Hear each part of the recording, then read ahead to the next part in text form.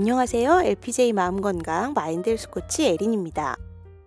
매력적이고 화려한 사람, 인기를 위해 살고 관심을 끌기 위해 과장되게 표현하는 사람, 인정받기 위해서라면 거짓말도 서슴지 않으며 연기를 잘하는 사람, 바로 히스테리 성격을 지닌 사람에 대한 설명입니다. 연예인이나 정치인 중에 많고 깨끗하고 순수해 보이든 섹시해 보이든 가련한 희생자의 모습이든 자신의 매력을 잘 활용하는데요. 다른 사람의 애정에 지나치게 신경 쓰느라 본인은 물론 주변 사람까지 힘들게 하기도 합니다.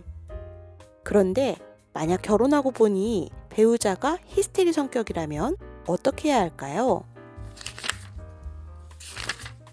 이분은 40대 초반 회계사입니다. 유명 회계법인을 박차고 나와 사업을 시작했고 거기 몰두하느라 30대가 다 지났어요. 그러다 지난 봄 지인 소개로 만난 여성과 결혼하게 됐습니다. 패션 디자이너인 아내는 영화배우 뺨칠 정도의 미인입니다.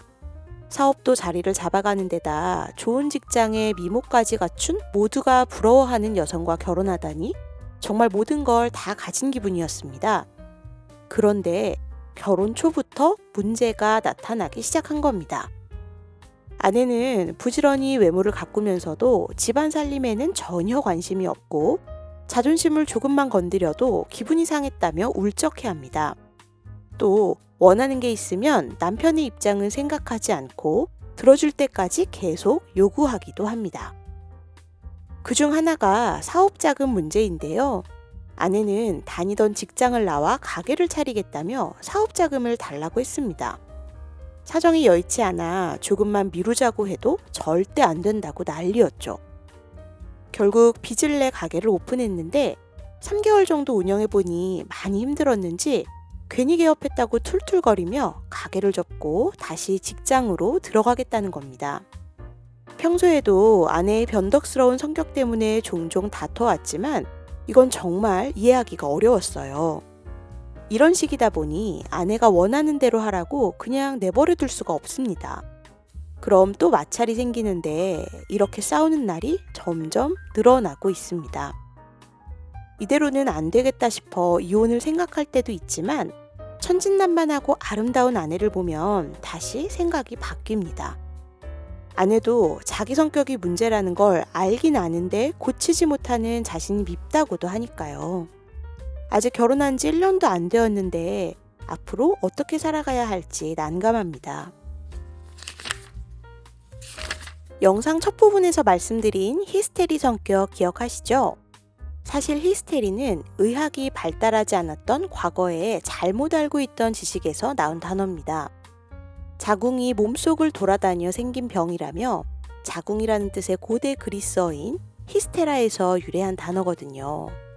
물론 지금은 그게 전혀 아니란 걸 알기에 연극성 성격 장애로 명칭이 바뀌었습니다. 사전에는 히스테리의 뜻이 두 가지 나오는데요. 하나는 정신적 원인에 의하여 일시적으로 일어나는 비정상적인 흥분 상태를 통틀어 이르는 말인데 흔히 히스테리 부린다라고 할 때 의미입니다.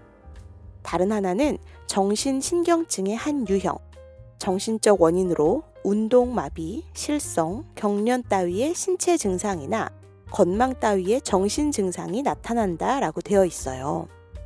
히스테리 성격은 이러한 히스테리를 일으키기 쉬운 성격입니다.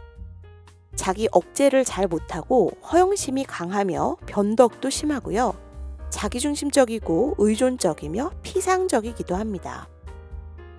히스테리 하면 프로이드의 정신분석학 이야기를 빼놓을 수 없죠. 프로이드는 무의식에 억압된 컴플렉스가 히스테리를 일으킨다는 가설을 세웠습니다. 아들을 우선하는 가부장제에서 딸이 부모의 관심과 사랑을 얻으려고 감정을 부풀려 말하거나 예뻐 보이기 위해 집요하게 노력하던 것이 성장 후에 히스테리로 나타난다고 말이죠. 한편 정신분석가 락강은 프로이드의 정신분석을 인문학과 접목했습니다.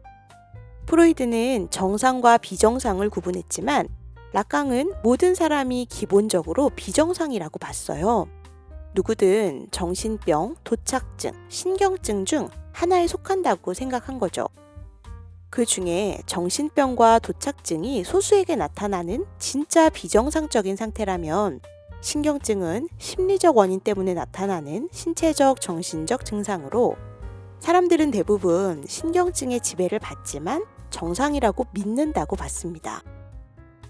신경증은 크게 강박증과 히스테리로 나뉘는데요. 강박증은 자신의 욕망에 몰두하는 겁니다. 불가능한 욕망을 추구하기 때문에 결코 충족될 수가 없죠. 최고의 성취를 꿈꾸며 먼 목표를 향해 뛰고 오늘이 아닌 미래를 위해 삽니다.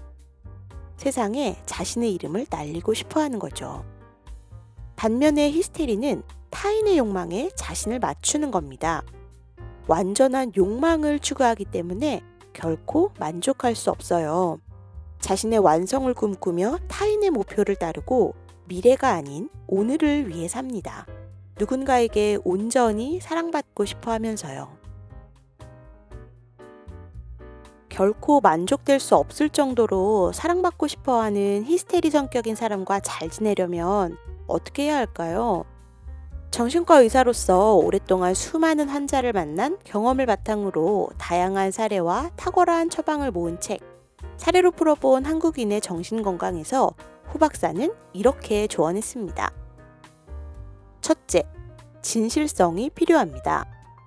진실성은 참되고 바른 품성이라는 뜻입니다. 비판 없이 아내를 받아들이고 정성을 다해보세요. 아내가 가시처럼 보인다면 꽃도 가시도 함께 어루만지며 스쳐가는 바람이 되어주는 거죠. 아버지가 죽는 아픔을 겪고 암투 끝에 왕이 된 정조는 중용의 이 구절을 평생 신조로 삼았다고 합니다. 작은 일에도 무시하지 않고 최선을 다하면 정성스럽게 된다.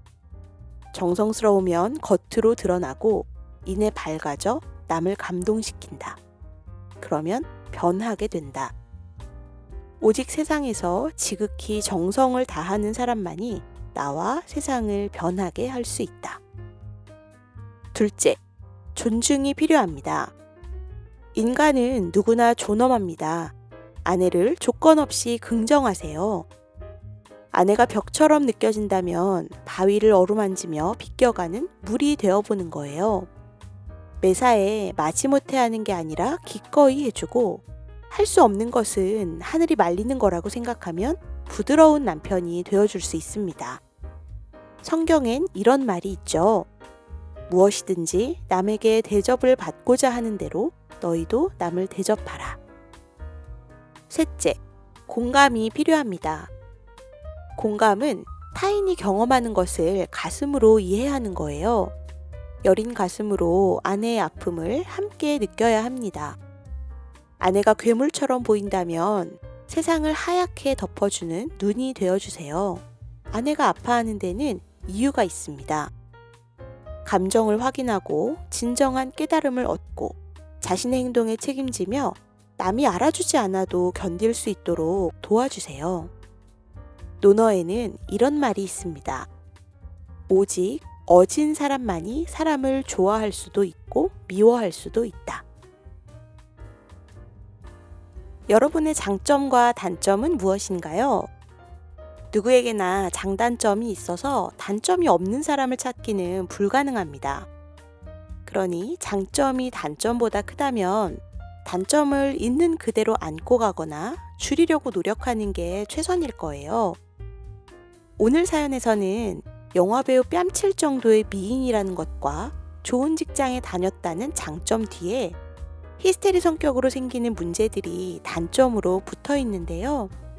도저히 개선하거나 감당할 수 없을 것 같은 단점이라면 무조건 안고 갈 의무는 없습니다.